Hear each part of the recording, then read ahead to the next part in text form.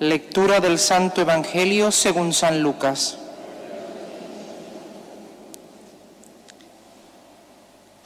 En aquel tiempo los apóstoles dijeron al Señor: «Aumentanos la fe». El Señor dijo: «Si tuvierais fe como un granito de mostaza, diríais a esa morera: arráncate de raíz y plántate en el mar, y os obedecería. ¿Quién de vosotros, si tiene un criado labrando o pastoreando, le dice cuando vuelve del campo: enseguida, ven y ponte a la mesa? ¿No le diríais más bien: prepárame de cenar, cíñete y sírveme, mientras como y bebo, y después comerás y beberás tú? ¿Acaso tenéis que estar agradecidos al criado porque ha hecho lo mandado? Lo mismo vosotros. Cuando hayáis hecho todo lo que se os ha mandado, decid: somos siervos inútiles, hemos hecho lo que teníamos que hacer. Palabra del Señor.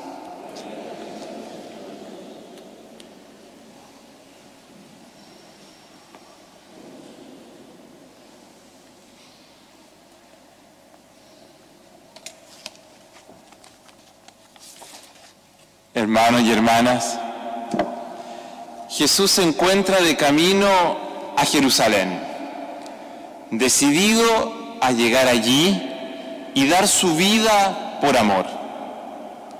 En ese contexto, ha ido conversando con sus discípulos sobre las exigencias de lo que significa seguirle a Él, de lo que significa ser cristiano.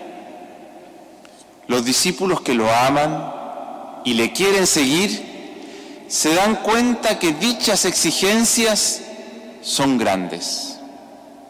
Por eso se sienten débiles y le piden al Señor que les aumente la fe.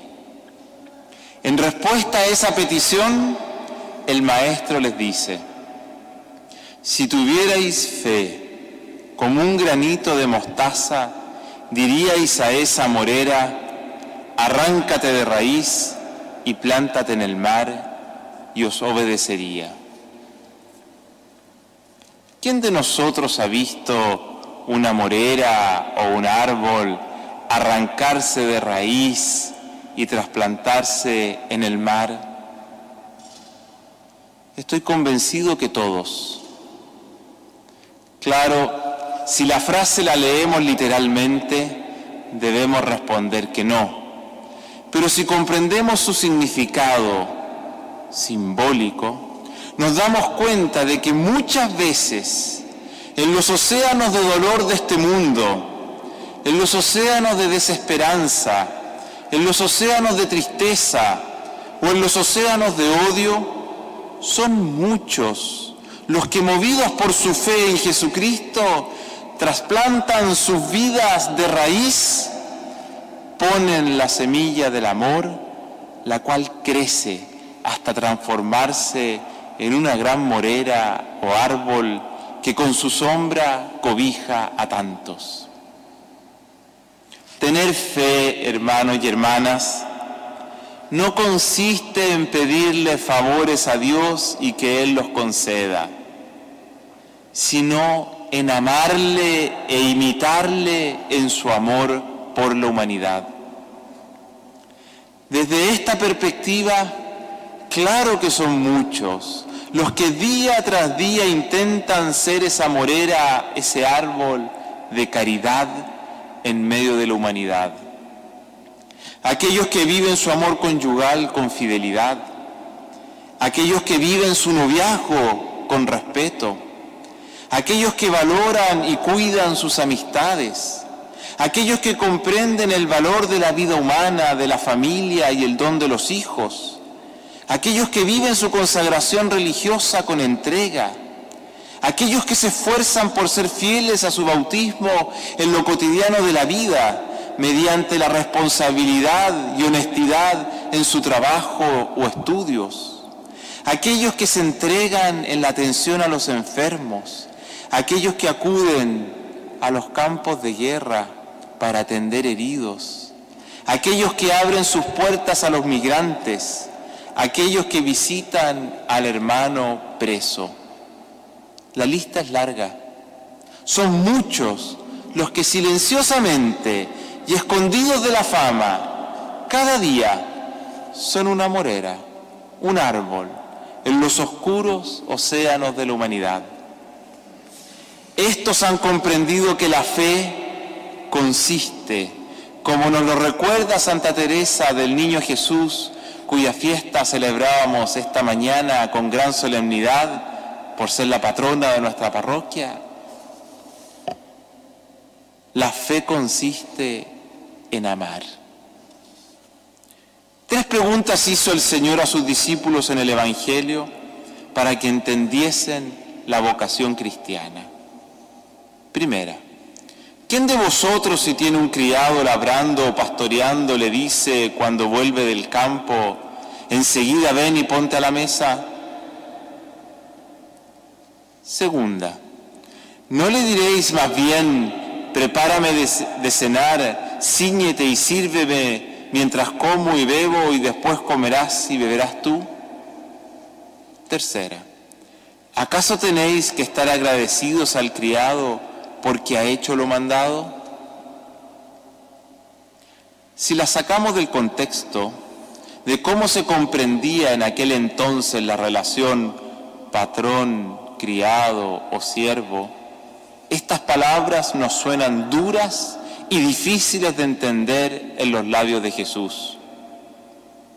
En cambio, comprendidas en su cultura, no son para nada extrañas.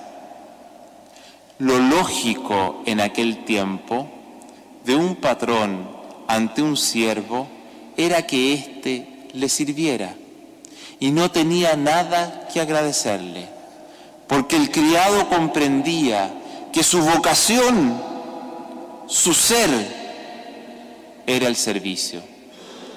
Su vida estaba dedicada 24 horas al día a servir y estar atento a las necesidades de su patrón. Para eso vivía. Esa es la vocación cristiana, servir sin límites de tiempo, servir sin excusas de pereza, servir sin peros que valgan para no ir precisamente al servicio. Ahora, ¿quién es el patrón al cual Jesús se refiere en estas preguntas? ¿Quién es ese amo? La primera respuesta que probablemente se nos viene a la mente es pensar en Dios. Dios, nuestro patrón, nuestro amo. Yo me atrevería a responder que sí y que no. Comienzo por el no. El patrón no es Dios, porque Jesús en este caso se refiere al pobre. La vocación cristiana consiste en servir al pobre, a ese que necesita tanto a nivel material como espiritual. El pobre es nuestro patrón. Ahora sabemos por la fe que en la persona del pobre, del hermano necesitado, está también la presencia de Dios. Porque en cada uno de los hermanos que necesitan está el Señor. El pobre, el necesitado, es como un sacramento de la presencia de Dios en el mundo.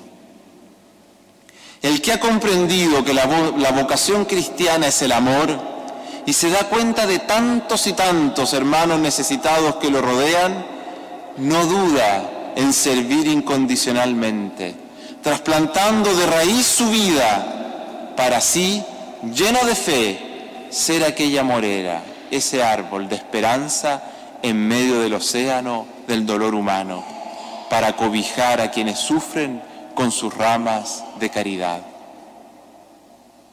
Gracias a Dios, en la historia de la Iglesia Y estoy convencido que también hoy hay muchos que han decidido amar y servir. Sin embargo, los profundos océanos humanos de desesperanza son tan grandes que se hacen poco. Pidamos con fe a Jesús que reavive en nosotros el don de Dios que hemos recibido, que nos aumente la fe para que podamos decidirnos a ser fieles a nuestra vocación cristiana. Así vencer las posibles perezas, vergüenzas o excusas y vivir felices como discípulos de Jesús, que en amar y en servir encuentran su plenitud. Amén.